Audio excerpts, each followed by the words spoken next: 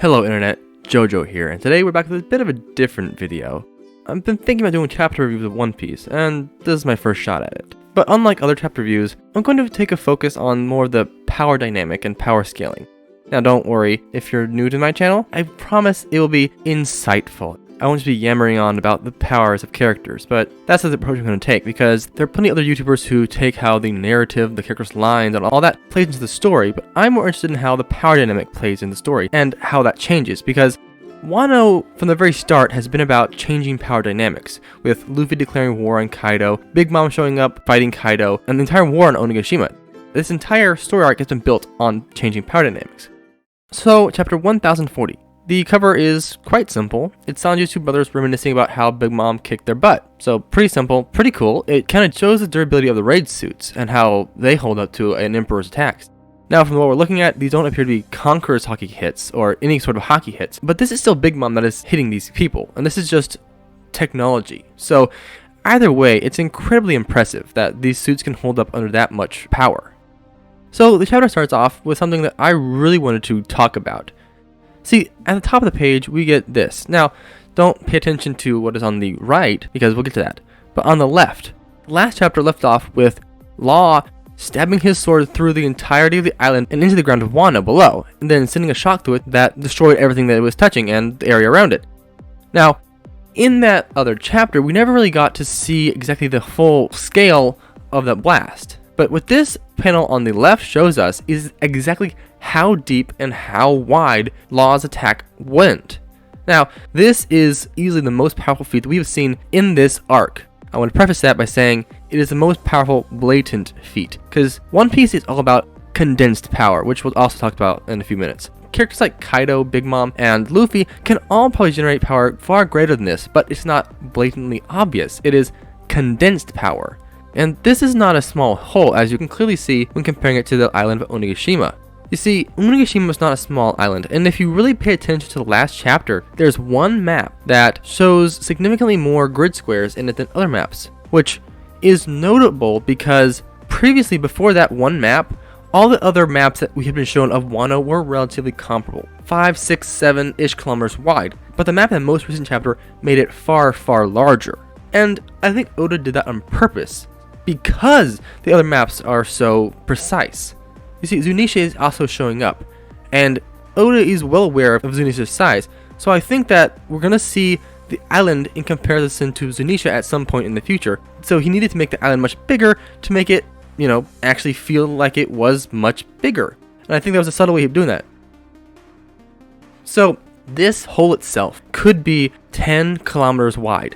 And this hole also bears a striking resemblance to, I'm not sure if Oda was paying homage to or referencing Might Guy's air cannon from the end of Naruto, though this hole absolutely blasts that thing out of the water in terms of power, size, scale, everything. Okay, so now that we're off the whole Law part, as you can see, Kid is just pummeling Big Mom with his railgun. Really seems to be doing much, but as you can see from the fourth panel, she is spitting up some blood. So, despite Law's attack looking far more powerful and more impressive, Kid's attacks are still doing something. And I think that's very important to mention, because between both Law and Kid, Law has more raw power. He has the cheat devil fruit, but Kid's is more consistent. I don't think that it would be fair to say that Law is more powerful than Kid, or Kid is more powerful than Law.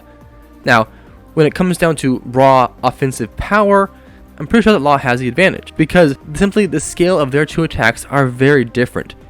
Kid is shooting a gun that fires massive bolts of energy at Big Mom, and they don't seem to be doing nearly as much as what Law did when he fired that one single attack. But that's the difference, because Kid can fire these multiple times. Law really can't launch dozens of attacks like that. So even despite Kid pummeling Big Mom, she still has enough energy and mobility and just ability in general to start stealing the people around her's lifespans. And this is where it gets really good in my opinion, because so far in the story, we've only ever had one character stand up to Big Mom's life-stealing attack. But here we have two. Both Law and Kid basically go, "I'm not scared of a dying old woman," pretty much, and then just continue to thrash her. And this isn't just some false bravado, because their souls don't come out. So they aren't lying, they aren't bluffing, they aren't just pretending to not be scared. They genuinely aren't scared of one of the most powerful people on the planet while they are in the midst of deadly combat with her. They're not scared at all. And that's super important because in One Piece, it's mindset above body generally. You'll always find that because in many of the fights, it always comes down to who had the stronger mindset. So this is incredibly thematically important to the power scaling because not only are they able to stand up and damage an emperor, but mentally they are above her. Because as tired as they are, as weak as they still don't fear her. Now, Big Mom's most recent homie, which appears to be basically a good chunk of her own life force, because I believe it's Napoleon, Hera, and Prometheus all mixed together into one voluptuous elemental woman. Now, this is also important to mention from a power scaling standpoint, because in the last chapter, she was made in the same way that Big Mom fired her Miser Cannon. The Miser Cannon is a laser, so this creature is the embodiment of light speed. So as this creature tries to save Big Mom, Law and Kid don't care. They are brushing it off. The fact that they can do this proves that they are considerably faster than it. So this entire panel takes place all within the same time that it takes for that woman to even reach Law. And then Law countering this creature, I don't remember her name, all happened within that time. So this is incredibly important because this proves what I've been hypothesizing and calculating for a while, that top tier One Piece characters are massively faster than light. So this creature is useless in this fight, always was. Now, this is an interesting thing about Big Mom's Devil Fruit that we didn't know. So she makes her homies and uses many of her powers by her voice. This is something we didn't know about her Devil Fruit. So this entire panel is just filled with lore because it tells us. Actually, I just didn't realize it until just now. Law cut the monster in half. I didn't even notice that. Wow, I'm an idiot. Now, after this attack, it's worth mentioning that Kid is not blasting Big Mom down the same hole that Law made. It's entirely new. You have new debris being made, and all of this. What we are seeing now is Kid blasting Big Mom through the island, not down the same hole. So the feat that he has here is blasting her through an island. So this is definitely an impressive feat. It actually might be one shot from his railgun as well. Now, Big Mom is really stupid here. I don't get it. From a narrative standpoint, she should just generally know better. This is clearly a bomb. I don't know why she's grabbing it. That's the one part of this chapter that bothers me, but Big Mom reaches out and grabs one of these bombs. Now, these bombs are the bombs that Yamato was the most worried about. Yamato stated that if the bombs were able to go off, it would be dozens of times more destructive than just if the island fell itself. Meaning that if this bomb is the main concern, it could have the same power as if you dropped the entirety of Onigashima on top of you. So the fact that Yamato is within only a few feet of it, and she's able to react and form an ice barrier before it hits her, is another massive speed feat. So Big Mom sets off this bomb, as you can see. Yamato deflects this bomb using her ice powers, very impressive. And then this, the bomb subplot, I feel like it could have been solved in a different way. We didn't need all the other chapters leading up to this. We could have had one chapter with the bombs and everything fitting, but of course in that same instance, then you would have people complaining about, oh, the bombs just appeared one chapter. The Deus Ex Machina, if you will. So after the bomb goes off, this thing is clearly dying. I'm not sure if it's dead. When things in One Piece die, especially like non-corporeal things, they tend to disappear, and this does not disappear. This bomb blasts a massive section of island of Onigashima. So this explodes. It really did a number on Big Mom, let's be honest here. And despite all that, Law still manages to keep the bubble on. People have been saying that it's the bombs that beat Big Mom. It's the bombs that took her out permanently, or as permanent as you can get. But what she says here is clearly an admission of loss. She's flashing back through her life. She's asking Roger, why did he have to say all this stuff? This is not the thought process of someone who is planning on continuing the fight. Not at all. This is her life flashing before her eyes. This is her regrets.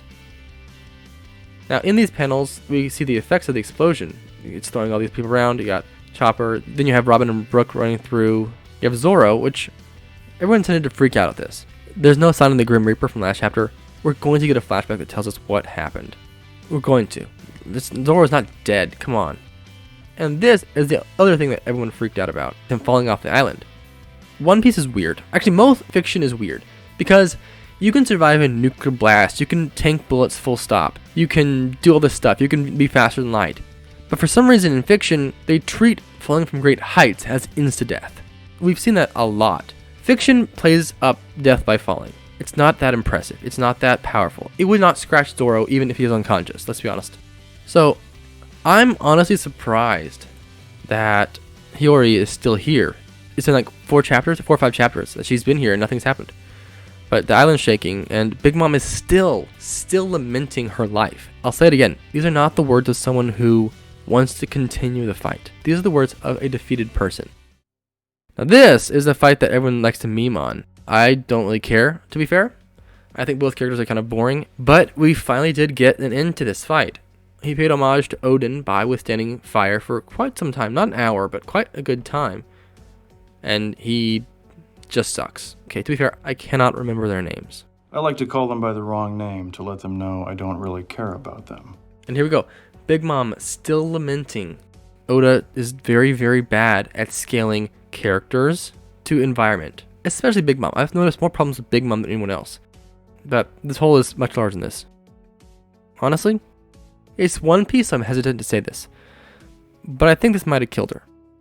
From a pure power scaling perspective, this shouldn't have, because as we'll see, the explosion is probably only a tad bit larger than the one that Pell survived. But she specifically states that that long kid better not think that this is enough to kill her. But then you can see right here, the fear in her eyes as she witnesses the explosion. Big Mom is clearly panicking, and this is what she's panicking about. Sir, you will find that the word fear is not in my vocabulary. Perhaps, but it's in your eyes. I do think she might be dead.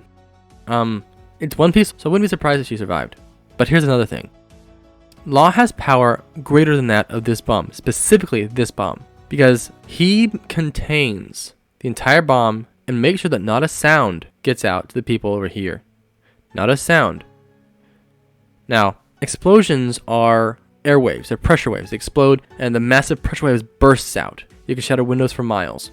And sound is also airwaves. So by Law holding back the sound waves and canceling them out, he canceled out one of the most destructive parts of this bomb. And he did it after all this fighting. So power comparable to this explosion is what Law can do while weakened. Now, I saw some people saying that it was larger than the flower capital. I mean, I was hoping it was. I don't see it. It might be larger than the flower capital. No mistaking about that. It might be. But I doubt it. And then we get something that we have been waiting for a long time. Who won? And it clearly says, victors, Eustace Captain Kidd, and the Surgeon of Death, Trafalgar Law. So if anyone's questioning whether the bombs played a major part, not really. See, Big Mom was already going down. She'd already lost. These just finished her off. And then they celebrate, which honestly, it's 5 panels of useless space, to be fair. It's useless, useless, useless, useless, useless, useless! Yamato states that she's glad that she was able to freeze the entire armory. She froze the entire armory. So that explosion we saw on the island is much, much smaller because of how much she was able to protect against it. So this is something I wanted to see for a while because I wasn't sure that the elephant we saw was Zunisha. I felt it was really odd how they never said Zunisha in 2 chapters, and it was very mystical in how they revealed it. But now we know this is Zunisha and that it was mentioned in Odin's journal. And then we get the big reveal of how Zunisha was a friend of Joy Boy. Now, I could not care less about Joy Boy, to be completely honest. I don't care. I'm here for Luffy and his story. I don't really care about Joy Boy. So, for next chapter, what I'm expecting is we're going to go straight to Luffy versus Kaido. Because right now, we just had a massive explosion on the island itself and on the ground below. We have Zunisha approaching. We have Kaido going on a rage mode being drunk. So I think that we're going to go straight back to there. And I hesitate to say it, but I see Kaido going down in 2-3 chapters. I get the feeling that Kaido's going to kill Zunisha. Because right now, Kaido is considered the strongest creature on Earth, which would include Zunisha, by the way. Maybe Zunisha tries to help or something, and Kaido just smacks Zunisha so hard that maybe it's launched off Wano. But that angers Luffy so much that he unlocks Gear 5th or whatever. So I think we're going to see Kaido's defeat very soon. But of course, if I've learned anything about One Piece, it's that you're going to be wrong when you predict stuff. Well, that's just my take on this. So hopefully I didn't ramble for too long and bore you. Thanks for watching. If you like this video, then, leave a like because you like it. Thanks for watching. See you next time. Remember to stay spectacular. Jojo, out.